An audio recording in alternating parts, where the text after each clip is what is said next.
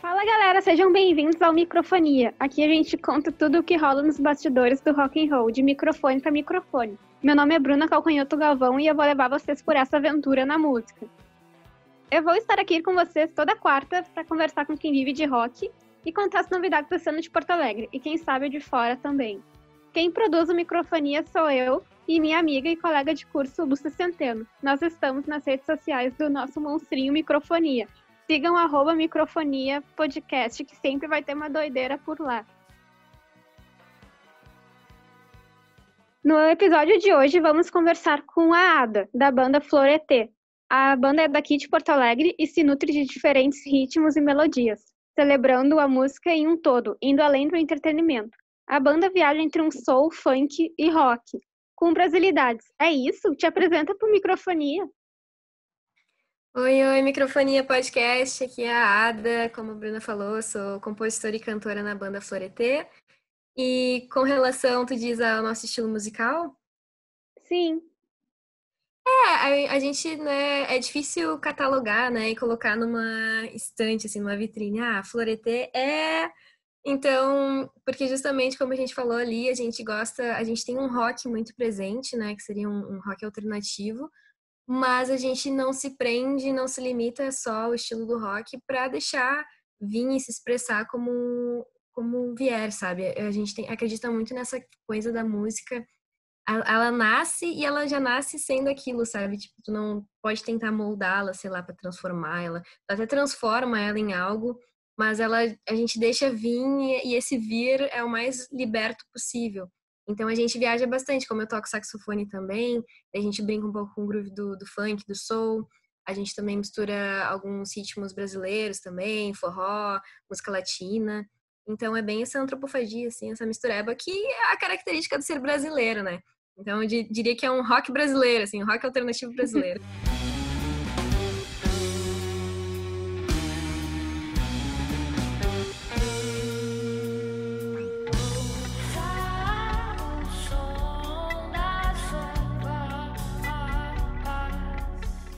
Conta pra gente como foi o processo de criação da música Vox, que eu particularmente amo muito essa música. Ai, que bom!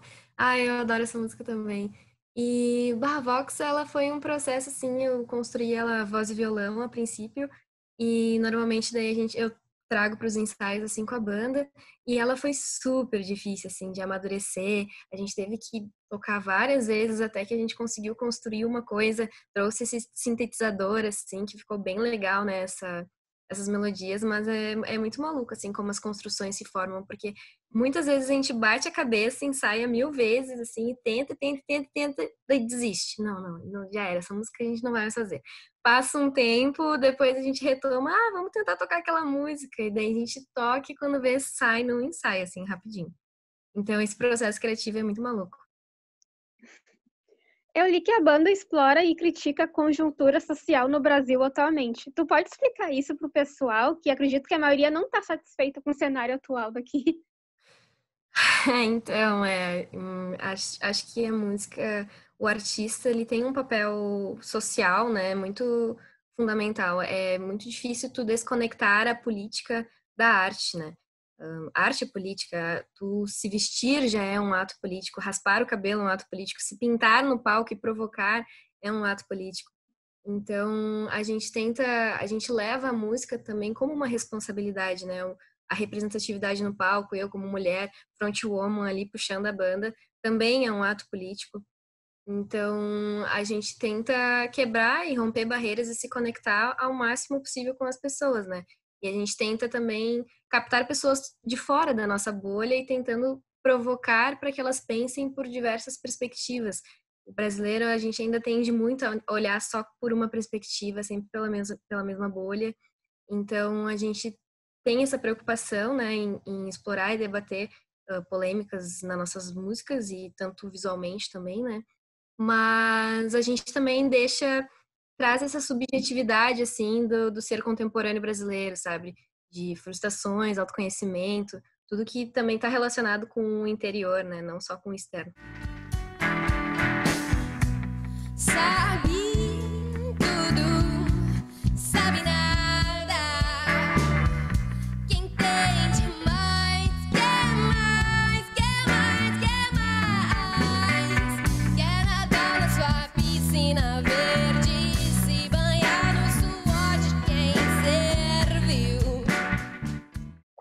banda começou e como foi o processo de escolha do nome da banda?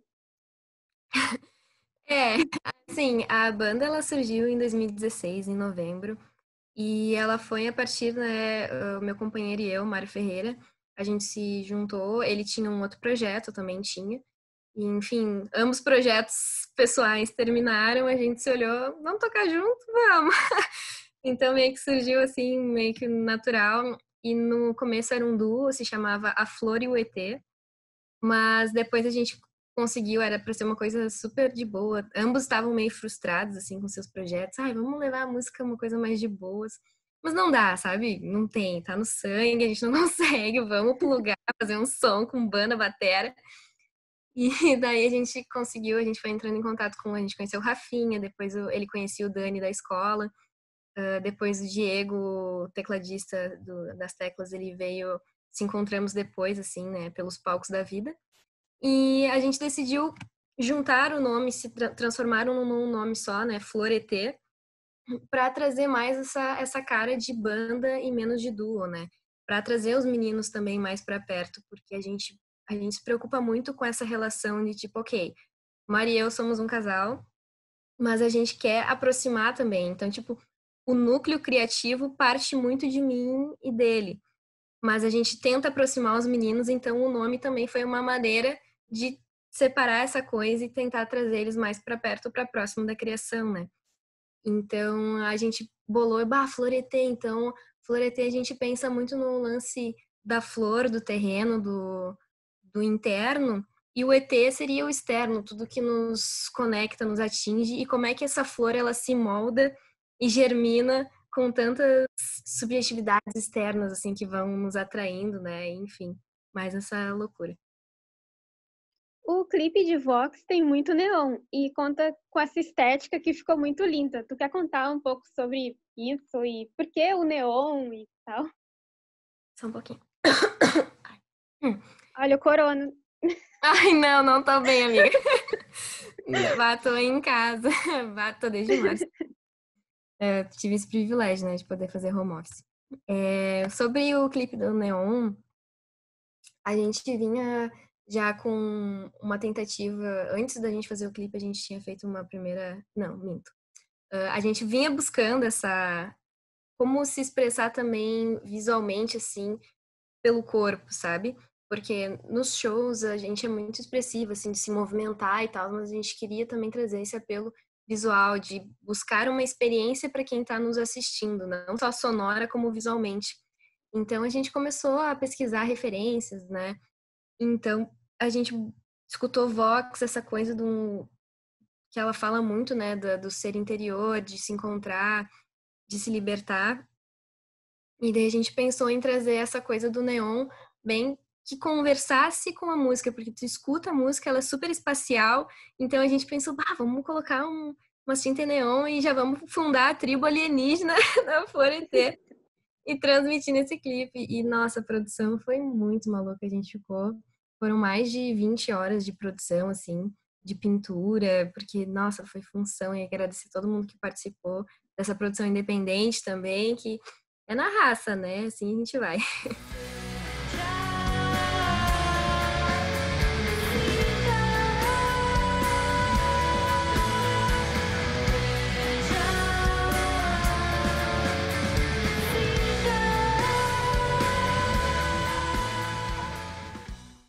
Tu pode nos contar um pouco do processo de inspiração para criar as músicas, de como vem a primeira ideia, influência?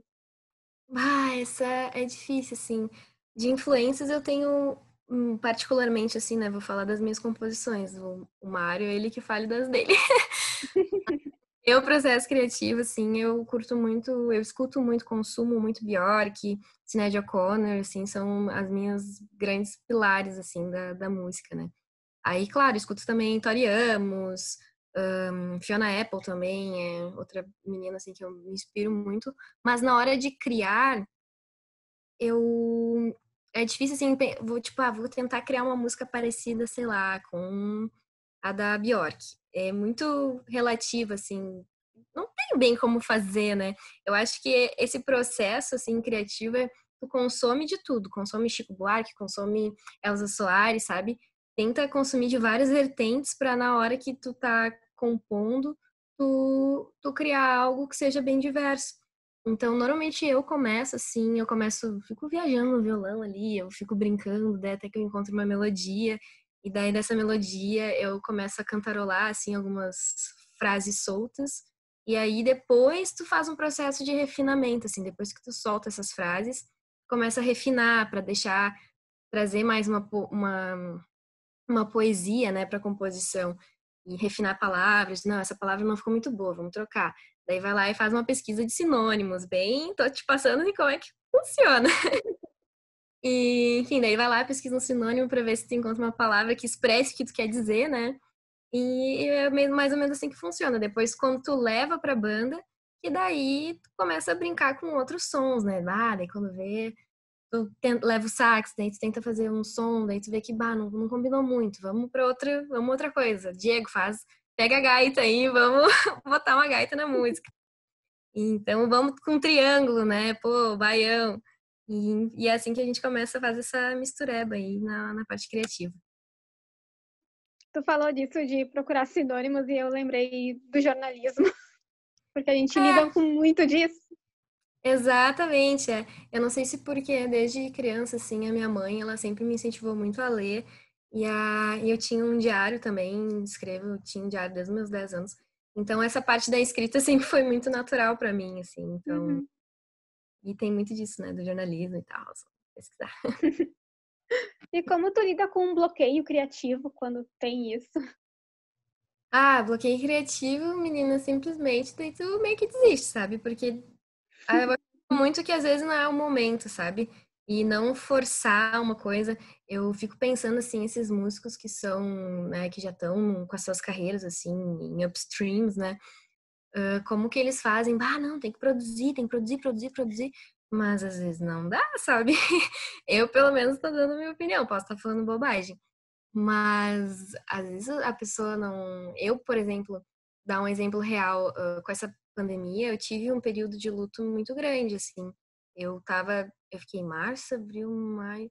Olha, foi mês passado, depois de 5 meses, mais ou menos, já 4 meses que eu tô isolada, assim, em casa, que eu consegui finalmente criar algo e pôr pra fora. E olha que eu tive várias tentativas. Ia lá, pegava o violão, assim, e sabe, simplesmente eu tava me sentindo um saco vazio, oco, que não tinha nada pra falar. E ok, tá tudo bem também não produzir. E isso que muitas pessoas ainda não percebem, né? Tu não precisa estar produzindo o tempo todo. Às vezes a roda tem que descer, tu tem que amadurecer esse teu período de luto, de estar ali numa baixa, para depois tu renascer das cinzas como uma fênix e trazer algo novo, né? Então, é mais nesse sentido, assim. E como tá sendo lidar com a pandemia em um geral, assim, relacionado à música? Como já falei ali antes, né, foi bem difícil, assim, para nós, assim, porque o músico tem muito dessa conexão com o público, do olhar, das palmas, né, e isso se perde muito no digital. A gente ainda não fez nenhuma live ainda, mas a gente já está elaborando uma coisa, porque a gente queria fazer uma coisa um pouquinho mais elaborada, mais estruturada, porque como é que a gente vai passar aquela experiência do ao vivo, né, da conexão das luzes, sabe, num ambiente, né, numa plataforma digital. Então é um desafio que todos os músicos, os artistas estão passando, mas a gente sempre tenta ver o lado bom, né? Eu pelo menos tento ver sempre o lado positivo das coisas. A pergunta que nunca pode faltar aqui é qual foi a situação mais estranha ou engraçada que tu já presenciou nesse mundo da música? Ai, o mundo, que loucura isso aí. Boa pergunta, nunca tinha me feito essa. De louco. Já depois que eu raspei o cabelo, já acharam que eu era um menino enquanto eu tava cantando. É, Nossa, foi uma situação bem esquisita, assim. Eu cheguei e acharam que eu era um garoto, assim. Um cara falou, eu jurava que de longe, cheguei de longe, eu achei que era um cara lá no palco, e daí depois eu vi, quando cheguei mais perto, que era uma menina, e eu, ok. nossa, é a coisa mais querida, trifofa. Sim, mas é que eu não tava cantando ainda, era só passagem de som e tal, e enfim, achou que era menino. O que tu acha que falta na cena de rock aqui do Rio Grande do Sul e fora também? Olha, agora é meio de complicado falar, assim, né? Devido ao momento que a gente está vivendo. Mas se for pensar assim num pré-pandemia, né?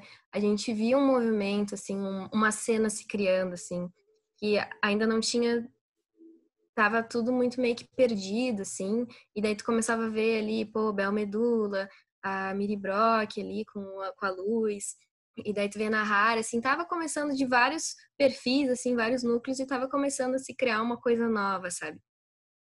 E daí veio essa pandemia, assim, e eu acho que o que faltaria na cena, talvez, acho que tentar agregar pessoas mais de fora, assim, não muito dos seus núcleos, assim, núcleo de artes da URGS, daí tem o núcleo lá das bandas da Zona Sul, os núcleos da banda do Centro, sabe? Então, tentar fazer uma conexão maior, eu acho, que entre esses nichos, assim. Sendo mulher, eu preciso tocar nesse assunto, até porque a gente não pode ficar calada. Tu já passou por alguma situação machista na música? Se tu quiser contar também. Aham, sim. É difícil falar porque eu meio que acho que dei sorte, ou talvez por não ter tido alguma experiência, assim, tocando numa banda só de mulheres, por exemplo, né? Acho que tem muito essa questão que às vezes a gente não enxerga o machismo por não ter tido outra experiência, né? É, a frase mais clássica, eu nunca sofri machismo, mas porque, tipo, no trabalho, mas porque nunca teve uma experiência diferente, né? De trabalhar só com mulheres, digamos assim. Então, eu acredito que eu dei sorte, assim, os meninos atualmente estão tocando comigo, super me respeitam e me incentivam, me encorajam. Eu, como eu toco sax, mas eu não digo que eu sou saxofonista porque o meu instrumento principal é a voz, é onde eu tenho liberdade para criar, para brincar com melodias e fazer o que eu quiser porque eu domino, né? Já o sax é uma coisa que, tipo, eu sou mais acompanhamento ali, eu tiro o som, mas eu não tenho o mesmo domínio que eu tenho com a voz, então tem muita pretensão minha dizer, ui, sou saxofonista. Mas eles sempre me incentivam, bah, eles fazem jams, bah, mano, vai lá, sola aí, mano. E daí, bah, eu fico naquele nervoso, mas vou lá. Mas, assim, de experiência, eu acho que tem muito anteriormente, assim, né, daí em experiências anteriores, os caras chegarem sempre querendo algo a mais, sabe? Que tocam contigo. Bah, acontecia muito, sabe? E eu nunca me relacionei com pessoas que trabalham comigo, sei lá, uma coisa minha. Apesar do Maria e eu sermos, né, companheiros, a gente se conheceu antes da banda. A gente, cada um tinha seus projetos, e daí depois que a gente se juntou, tá, vamos tocar junto, né? Os dois tocam, não tem por que não fazer uma coisa disso. Mas essa coisa assim de ter sempre, tipo, vamos curtir depois do show, daí pegar e, sabe, querer tirar proveito disso, isso é muito chato. Eu concordo. Tem gente que confunde jornalista com group, infelizmente. Bah, que merda, é Sim. foda. Como tá sendo a rotina de ensaios nessa pandemia? Então, nenhum, né? E a gente não tem ensaiado, né, desde março. O março foi o nosso último ensaio. A gente tem se encontrado mais pelo WhatsApp, ali mesmo, para trocar ideia. A gente fez uma produção agora da música Saudade, que ela foi também um experimento, foi o nosso primeiro experimento, assim, de criação na pandemia. E cada um criou da sua casa com o equipamento que tem, assim. E daí o alemão do Estúdio Sanga conseguiu fazer a mixagem e deixar o mais apresentável possível. Mas acho que a pandemia também tem esse crédito, né? Não, vamos dar um crédito pra galera aí que tá se esforçando para produzir. Sabe lá em casa,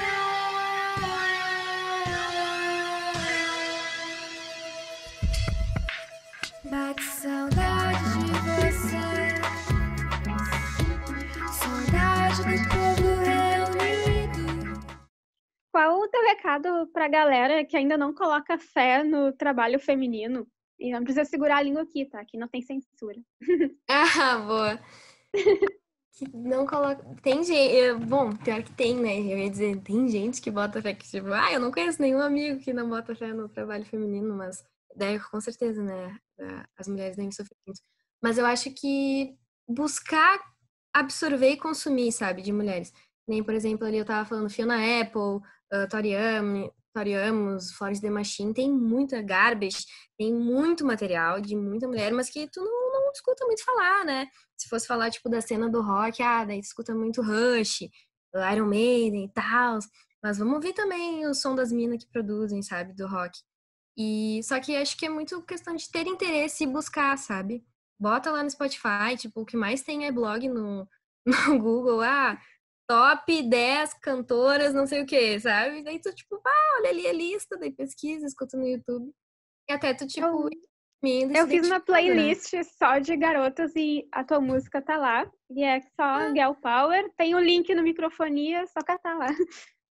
Olha aí, ó. Então, é exatamente isso que eu tava falando, sabe? Pô, tem playlists já, é só o pessoal tem interesse em pesquisar mais, né? E dar o holofote pras manas. Tu acredita que dá pra viver de música? Principalmente no Brasil? Ai, guria, esse é um assunto tão complicado, porque esse é meu duelo interno, assim, se eu fosse parar pra falar. Porque eu não vivo, né, de música, eu trabalho como designer de dia e nas horas vagas eu trabalho esse meu lado artístico, né? Mas eu acho que dá para viver de música, mas só tem que acreditar, tem que saber que vai passar perrengue, sabe? Não vamos romantizar a vida do músico, porque ainda no Brasil se tem muita visão do músico que o músico é vagabundo, sabe? De não valorizar a jornada, porque as pessoas não entendem que a jornada do músico é uma jornada diferente. Não é uma jornada que o cara vai acordar às 8 da manhã, ficar até às 6 da tarde e é o trabalho como trabalhador brasileiro, sabe? O músico tem a jornada diferente, é uma jornada mais noturna. E as pessoas tendem a ver isso, o músico é vagabundo, sabe?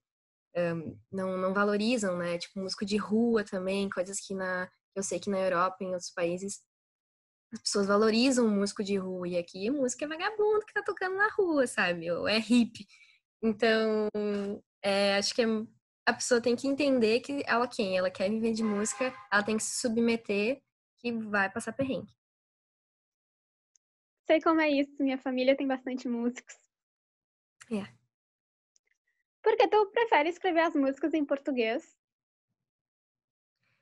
Em português, então, eu confesso que eu sempre fui muito americanizada. Acho que como todo brasileiro, assim, a gente sempre consome muito de fora, né, dos Estados Unidos. Meus pais me deram educação de inglês também desde pequena, mas eu tendo a valorizar muito o nosso português, porque depois que tu entende o quão difícil é compor uma música em português, porque no inglês tudo fica bonito, tudo fica sabe? Tanto é que tu vê músicas assim, que tu vai ver a tradução depois. Que tradução! Se fosse cantar isso em português, ia ser terrível. Então, eu gosto. O nosso português, ele é bonito, a gramática, a poética. Então, por isso que eu tendo muito a valorizar a nossa cultura, né? A gente é brasileiro, vamos bater no peito aí, vamos compor em português. Sem síndrome de vira-lata. Vira-lata de raça, né?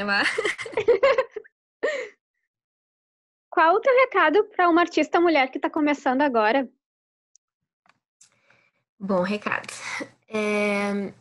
Eu acho que nós mulheres, assim, se for quem quer começar na música, é pensar que você é o espelho e de quem quer entrar para música, sabe? Por exemplo, assim, eu vou dar o meu histórico.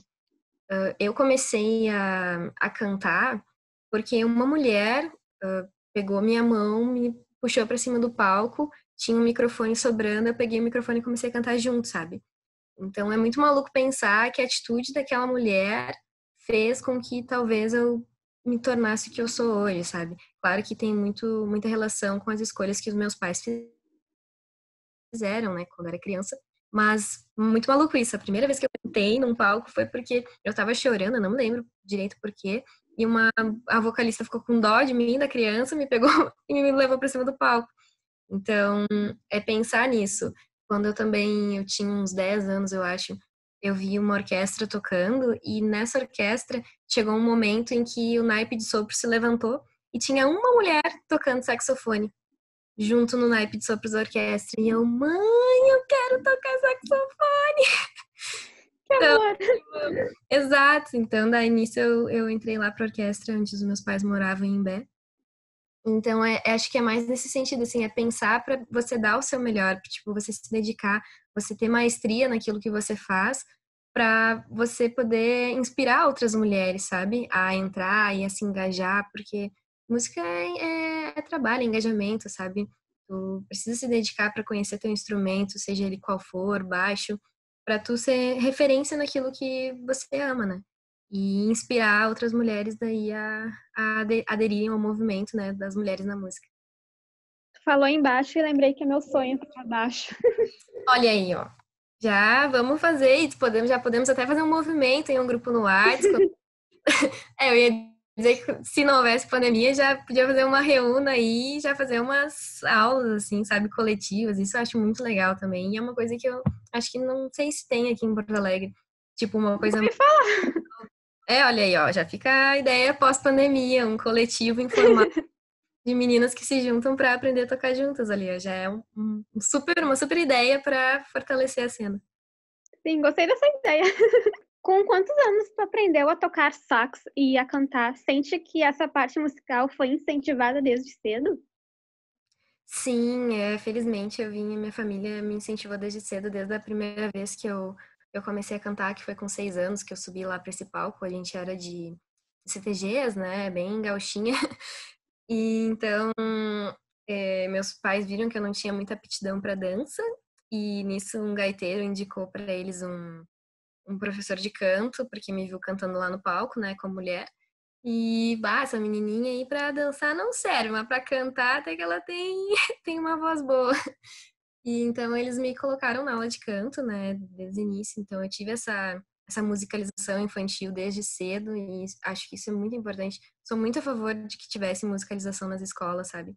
Se eu não me engano, teve algum período aqui no Brasil, que eu não me lembro quando, acho que foi em 1800 por aí, que havia musicalização nas escolas, mas isso depois de não sei qual governo que entrou que se perdeu. É até legal pesquisar, assim, para se informar. Tu falou sobre aula de canto desde pequena e eu também tive. Isso. Comecei com 7 anos e fui até, acho que primeiro ano do ensino médio. Olha só, que massa! Poxa, musicalização para mim é tudo. Né? E, Por sorte, meu colégio tinha bastante. pô, que massa! E o sax foi quando eu vi essa apresentação da orquestra e eu tinha, eu acho que 10 anos.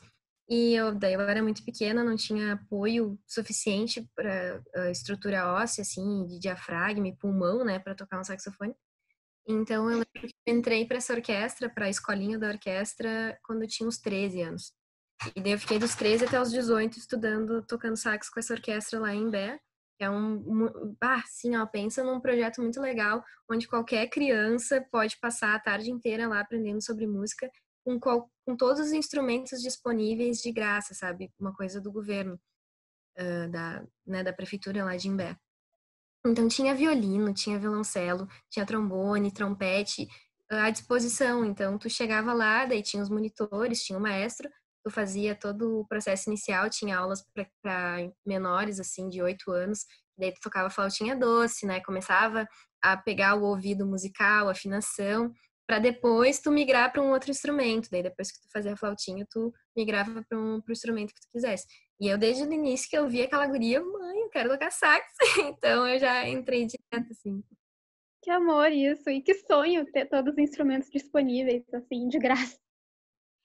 Isso eu agradeço muito, assim, a decisão que os meus pais tiveram a gente é natural de Esteio, né? E a decisão que eles tiveram de morar na praia por qualidade de vida, eu poder brincar até meia-noite, jogando taco na rua, muita coisa de praia, né? E ter tido essa oportunidade de aprender numa orquestra, pô, dos 13 anos aos meus 18, eu ficava a tarde toda, eu estudava de manhã e de tarde eu ficava o dia inteiro ali na orquestra, ganhava bolsa, auxílio da prefeitura e do governo. Então, são projetos, assim, que eu acredito muito que deveriam ter em todas as pequenas cidades, assim. Alvorada, aqui, que se fosse falar, assim, né? Perto aqui de Porto Alegre, que são coisas que a gente não vê, né? Isso falta bastante. É. Quando tu diz que mantém um diário, as letras da música têm uma perspectiva mais pessoal? Já dedicou uma música pra alguém? Já, não publicamente, né? Sim, hoje em dia eu não escrevo mais, eu até pensei esse tempo, vou voltar a escrever no meu diário, porque é uma coisa muito boa, assim, tu escrever, tu registrar como é que foi teu dia, como é que tu se sentiu naquele dia. Então, algumas músicas têm esse viés mais sentimental, de questões subjetivas. A Ciclo, que é uma música que ela fala sobre, que seria o nome do EP, né? Ela ainda não está disponível em nenhuma plataforma, mas ela é uma música muito que fala sobre o ciclo de vida, morte e vida, sabe? De tu deixar morrer o que tem que morrer para tu renascer e se transformar na melhor coisa que você poderia ser, né? Então, a gente tem esse lado, assim, essas questões mais subjetivas e tem a parte mais daí voltada para críticas políticas, né, nas músicas.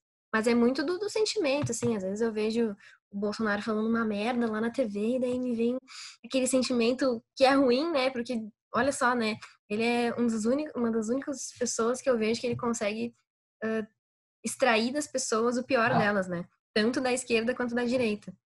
E daí eu já pego o violão e daí já começo a tocar, assim, pra ver se sai alguma música, assim, mais voltada pra crítica política. E é nesse sentido, assim. Tu tem dicas de como conciliar o trabalho, tipo, com a música e tal? Olha, acho que a organização, né? É tu saber dosar, assim, que, ok, a música vai ser sempre, vai ter sempre um lugar de refúgio no nosso coração, né? Que é o que nos mantém vivo, é o que alimenta a alma, né? E, infelizmente, a gente tem o trabalho que é o que nos alimenta a barriga, né? Que é a fome e o dinheiro. E a música eu levo muito para essa questão de alimentar a alma e a alma de todo artista, né? E acho que essa questão da organização é saber que, ok, tem que estudar para se qualificar para o mercado de trabalho, para tu crescer profissionalmente, mas tu não pode deixar de lado essa parte artística morrer, sabe? Porque são poucas pessoas que têm isso, né? Então, por que virar as costas para isso? Bom, guria, muito obrigada pela entrevista. Tu quer deixar teus contatos aqui para o pessoal te achar, achar a banda e entre em contato. Eu adoro eles. Pô, eu agradeço demais aí a oportunidade, né, a abertura. Para quem curtiu aí o podcast, eu sou a Ada Bellatrix, para mexer nas redes sociais. A Floretê Oficial também, tem Twitter, tem YouTube, algumas produções. E sigamos fortes aí, que em breve vai passar essa quarentena e a gente vai estar fazendo show de volta nos palcos, se pintando e fazendo tudo que é permitido. Eu vou. Galera, vocês são demais. Obrigada por nos acompanharem até aqui. E fiquem ligados que o rock nunca vai morrer, hein? Sério, gente, tem muita coisa bacana na cena local. E a gente vai tentar apresentar tudo isso pra vocês aqui no Microfonia, de microfone pra microfone. Sigam pra ver. Nosso Insta é @microfoniapodcast e estamos sempre postando novidades. No meu perfil também sempre tem alguma coisa nova. Procurem @BrunaRGalvão, que sempre tem alguma loucurada. E deem aquela stalkeada básica na minha amiga da produção do programa, que é @luciah.centeno. Deixaremos aqui na descrição. Até quarta que vem, galera. Beijão!